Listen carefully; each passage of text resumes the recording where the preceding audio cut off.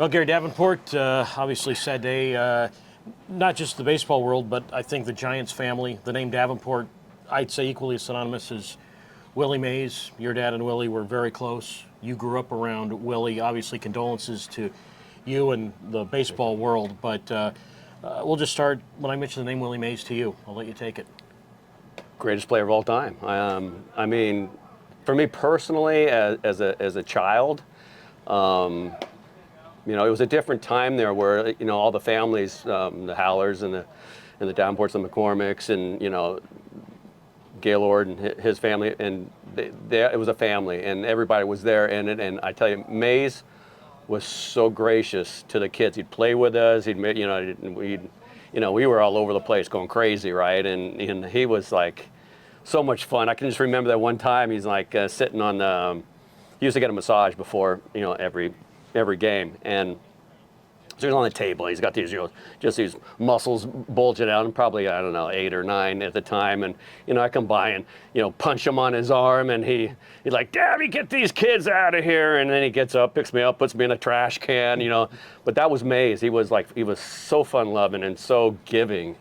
You know, he used to take go to New York, and he'd take guys into that New York warehouse clothing place and then clothe them. Dad went there one time, and he goes, "Hey, just pick something out." And he, grabs one jacket, and he walks back, and he goes, "No, like 3, 4." And so he just gives the guy a signed ball and walks out. You know. Yeah. Well, Willie Mays autograph, his presence, and again, you know, people know Willie from what they saw on the field, but as you've just explained, you knew him off the field. I'm guessing Willie had to have been over the Davenport house from time to time. He was in Woodside at the time, Menlo Atherton right there, and we were over. And all the players, I mean, they hung out with each other, and, you know, they'd come over, and, you know, Jim Ray Hart and Bobby and Dad were best friends. And, you know, it's just, like I said, it's a different time. I mean, maybe there was no cameras because it was a different time. The players played hard on the field, and they played hard off the field, and that's just kind of like the way it was. And, you know, that just not looked upon as kindly as it was back then. But Mays, he was a special person. The guys, I mean, he started talking, it was like E.F. Hutton. You know, everybody shuts down and listens. So. Well, and you've been at enough spring trainings with the Giants as a coach. I don't know how much time you spent over at the major league camp, but yeah, I mean, when Willie walked in, he was like a magnet.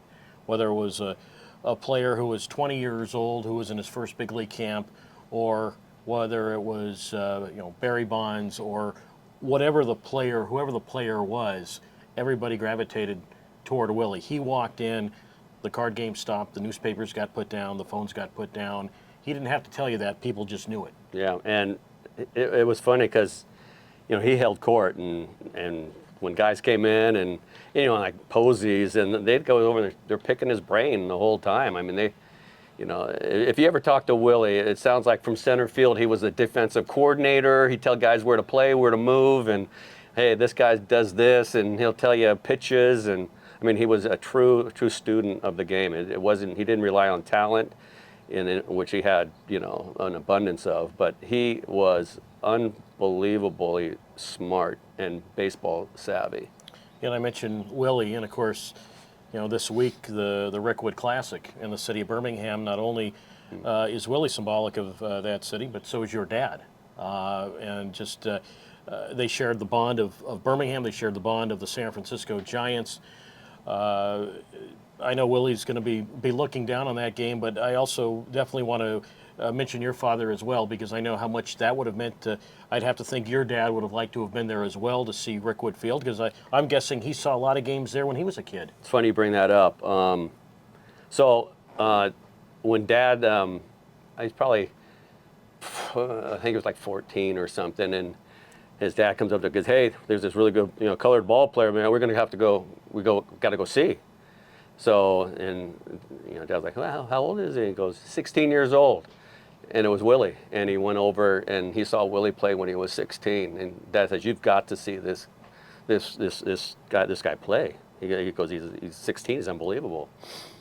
And obviously, I mean, who would have thought your dad and Willie would be so synonymous with the San Francisco Giants? They were both pioneers with the San Francisco team. And I would joke with you. I mean, your dad had such that thick Alabama accent. You don't. You didn't grow up there, but obviously you still have family roots there. On your trips back, have you ever seen Rickwood Field?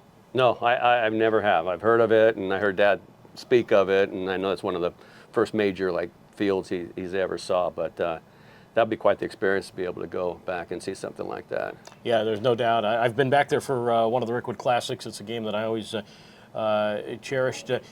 Your dad, I mean, his stories he had about being teammates with Willie, but was there a lot of Willie Mays talk that you had with your dad? Well, I guess he was coaching. I know you were still pretty young by the time your dad retired, but that your dad, what he remembers about being a teammate of Willie's. Well, he said Willie was a great teammate. I mean, he did. Like I said, he wasn't just a teammate. He was like a coach. He was like a hitting coach. He was I mean, he did. Anything you can think of. And it's funny, I was just, I'm thinking, there's so many memories that come flooding into my head about Willie.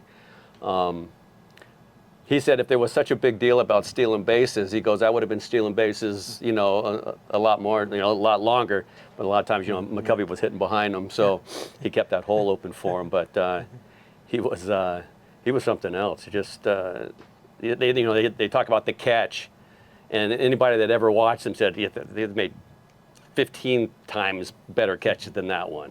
Yeah, Willie said he was more impressed with his throw back into the infield because he said he had to keep Larry Doby from scoring. That was Willie's concern. Okay, yeah, I caught the ball. I catch most balls, Right. but I don't always throw guys out or I have to keep guys from scoring. That's what Willie said. Well, Davy, condolences. I know how much the Willie Mays name means not only to the Davenport family, but obviously to the entire Giants and baseball community. He will sorely be missed. Thank you. Well, he's definitely together with Dad and Bobby, so those rascals are having some fun. Having a good time Yeah. up there now.